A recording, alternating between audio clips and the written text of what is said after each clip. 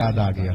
سلام اس پر کہ جس نے دشمنوں کو بھی کوائیں دی، سلام اس پر کہ جس نے گالیاں سن کر دعائیں دی.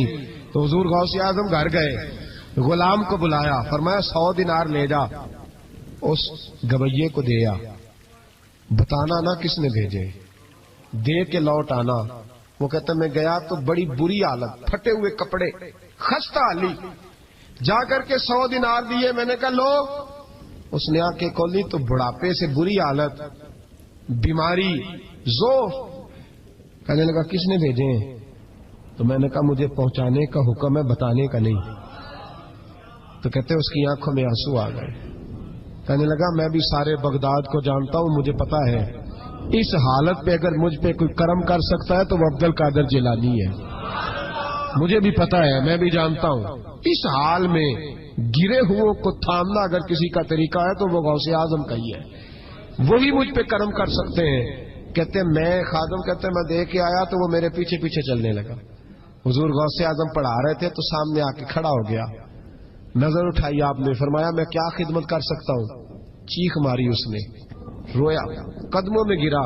لگا عبد القادر تو میرے نبی کا سچا وارث ہے، تو سچا وارث ہے نبی پاک صلی اللہ علیہ وسلم کا. میں ساری زندگی مخالفت کرتا رہا اور جب میرا کوئی نہ بنا تو میرا بن گیا. اب مجھے بتا کہ اس بڑھاپے میں توبہ کروں تو اللہ قبول کر لے گا؟ تو غوث اعظم فرمانے لگے تو سچے دل سے توبہ کر، اللہ تیری توبہ بھی قبول فرمائے گا اور تجھے اپنے نیک بندوں میں شامل بھی فرمائے گا. شرط یہ ہے کہ سچے دل سے کہا. حضور غوث پاک کے پاس بی بی آ گئی. اس نے کہا حضور بے اولاد ہوں، میرے محلے میں ایسی عورتیں بھی ہیں جنہیں اللہ نے 14 بچے دیے، میں بے اولاد ہوں. اولاد بڑا میٹھا پھل ہے، تو میرے آنگن میں اگر ایک پھول کھل جائے تو میرے گھر میں بھی خوشبو پھیلے گی، میرے گھر میں بھی کوئی بچہ روئے گا تو میرا گھر بھی رونق والا ہو جائے گا. تو حضور میری ساس اب کہتی ہے رکھنا نہیں، اسے طلاق دے دینی ہے. میرا خاوند مجھے کہتا ہے میں مجبور ہوں، میں نے بڑا عرصہ تجھے نبھایا ہے. حضور میں غریب ہوں، میرے پہ نظر کرم ہو جائے، میرے لیے دعا کرے، میرا مالک مجھے ایک بیٹا دے دے. یوں ہاتھ اٹھائے گا غوث اعظم نے، اے اللہ تیری بندی تیرا بندہ سمجھ کے آئی ہے. کیا لفظوں کا حسن ہے، کیا جملوں کی تاثیر ہے.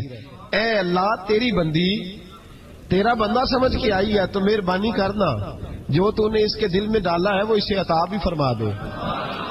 لفظوں کا جملوں کی ترتیب دیکھیں، جو تو نے اس کے دل میں ڈالا ہے اسے عطا بھی کر دے. تو عاطف غیب سے ندائی عبد القادر اس کے نصیبے میں ہی نہیں، مقدر میں نہیں. میں نے کہا انہیں منوانا آتا. جب کہا نا نہیں تو غوث پاک رو پڑے، کہنے لگے میں سمجھ گیا ہوں تو مجھے رسوا کرنا چاہتا ہے، تو مجھے رسوا کر دے. تو رسوا کرنا، تجھے نہیں پتا تھا عبد القادر کے پاس جا رہی ہے؟ تو مالک ہے، تو اس کے ارادے سے آگاہ نہیں تھا؟ مولا تو بے نیاز ہے، تجھے پتا تھا میرے پاس آ رہی ہے. ٹھیک ہے، یہ کہے گی لوگوں سے جا کے کہ میں عبد القادر کے دروازے تک ہو آئی ہوں، مجھے تو کچھ نہیں ملا. تو ٹھیک ہے مولا میں تیری رضا پہ راضی، تیری قضا پہ شاکر. ٹھیک ہے نہ دے میں راضی ہوں، تو مجھے رسوا کرنا چاہتا ہے. بس ابھی دعا ہو ہی رہی تھی کہ عاطف غیب سے ندائی عبد القادر تو بول کتنے بیٹے دوں، تو بول نہ کتنے بیٹے دوں. خدا کے فضل سے ہم پر ہے سایہ غوث اعظم کا، ہمیں دونوں جہاں میں ہے سہارا غوث اعظم کا. کہ تو بول کتنے دوں؟ تو کہا یا اللہ چل ایک مانگنے آئی تھی، مہربانی کر 7 عطا کر دے. 7 ایک بیٹا لینے آئی تھی، رب کریم نے اسے 7 بیٹے عطا فرمائے. او بھائی تجھے منوانا ہی نہیں آتا تو اس رستے کا مسافر ہی نہیں. حضور غوث اعظم رضی اللہ تعالیٰ عنہ فرماتے میں تقریر نہیں کرتا تھا، تعلیم مکمل کر لی بات نہیں کرتا تھا. میں کہتا تھا میں کیسے لوگوں کے سامنے واز کروں. کہتے ہیں مجھے خواب میں مصطفیٰ کریم کا دیدار نصیب ہوا. محبوب نے فرمایا عبد القادر بات کیوں نہیں کرتے؟ میں نے کہا حضور یہ عربی لوگ ہیں، فصیح و بلیغ ہیں، ہر آدمی بات سمجھتا ہے، تو میں کس طرح اتنے مجمع میں بولوں گا؟ بڑا مشکل کام ہے، ہر آدمی کی ذہنی سطح کے مطابق کیسے بات کروں گا؟ کہتے ہیں مصطفیٰ کریم نے فرمایا منہ تو کھولو ذرا. کہتے ہیں میں نے منہ کھولا تو حضور نے 7 دفعہ لعاب دہن میرے منہ میں ڈال دیا. فرمایا اب تو بولتے جانا اور میری برکتیں تیری مدد کرتی جائیں گی. آپ فرماتے ہیں اگلی شام میں سویا تو مولا علی شیر خدا بھی آ گئے. تو فرمانے لگے عبد القادر منہ کھول نہ بیٹا، تو میرا بھی ہے. کہتے ہیں میں نے منہ کھولا تو حضرت علی نے 6 دفعہ لعاب دہن ڈالا. تو میں نے کہا حضور آپ نے 6 دفعہ ڈالا ہے. تو خواب میں حضرت علی فرماتے ہیں، کہتے ہیں بیٹے میں نبی پاک کے برابر تو نہیں نہ ہو سکتا، میں نبی پاک کے برابر. حضور نے 7 دفعہ ڈالا ہے تو 6 دفعہ اس لیے ڈالا کہ میں حضور کے برابر. صحابہ تو خواب میں بھی آ کے کہتے ہیں ہم نبی کے برابر نہیں. تو کیسے نبی کے برابر بن گیا؟ وہ تو خواب میں بھی آ کے کہتے ہیں کہ ہم حضور کے برابر ہیں. تو زندگی میں دعوے کرتا پھرتا ہے. حضور غوث اعظم فرماتے ہیں بس پھر چھوٹی سی مسجد اور اس میں میں نے تقریر شروع کی. میں اکیلا ہی چلا تھا جانب منزل مگر، پھر لوگ ملتے ہی گئے، پھر کارواں بنتا گیا. فرماتے ہیں چھوٹی سی مسجد، پھر مسجد بڑی ہوئی، پھر مجمع بڑھ گیا.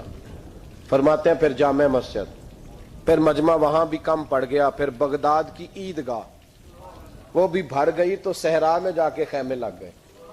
کہتے ہیں تقریر ہوتی تو ہزاروں کا مجمع، ہزاروں کا. ملا علی قاری کہتے ہیں غوث اعظم کے اجتماع میں 70 ہزار لوگ شریک ہوتے تھے. ہزاروں علماء کاغذ قلم لے کے بیٹھے ہوتے تھے کہ غوث پاک جو باتیں بیان کریں گے تفسیری نقطے ہم نے نوٹ کرنے. اور حضور غوث اعظم کو اللہ نے یہ کمال دیا تھا. کمال یہ آپ کی کرامت تھی کہ بغیر سپیکر کے بولتے تھے. جیسی سمجھ پہلے والے کو آتی تھی ویسی آخری والے کو آیا کرتی تھی. تو حضور غوث پاک رضی اللہ تعالیٰ عنہ نے لوگوں کو بڑا نوازا. ایک شخص آیا، اس نے آ کے کہا حضور میرے ابا جی میں آپ کا مرید ہوں، عقیدت مند ہوں. رات میں نے باپ کو خواب میں دیکھا تو دوزخ کی آگ میں جل رہا ہے. میرا فوت ہونے والا باپ میں نے بڑی تکلیف میں دیکھا ہے. تو غوث اعظم رضی اللہ تعالیٰ عنہ فرمانے لگے میرے مدرسے میں آیا کرتا تھا، میری خانقاہ میں آتا تھا، میری محفل میں بیٹھتا تھا، حلقہ ذکر میں رہتا تھا. اس نے کہا حضور کبھی کبھی آتا تھا، کبھی کبھی. غوث اعظم نے مصلی بچھا لیا، کہا یا اللہ تیرا وعدہ نہیں کہ جو اہل اللہ کے مجالس ذکر میں بیٹھے گا تو اسے شکی نہیں کرے گا، اسے صحیح. اور یہ مسلم شریف کی حدیث ہے. دلیل کیا ہے مسلم شریف کی حدیث؟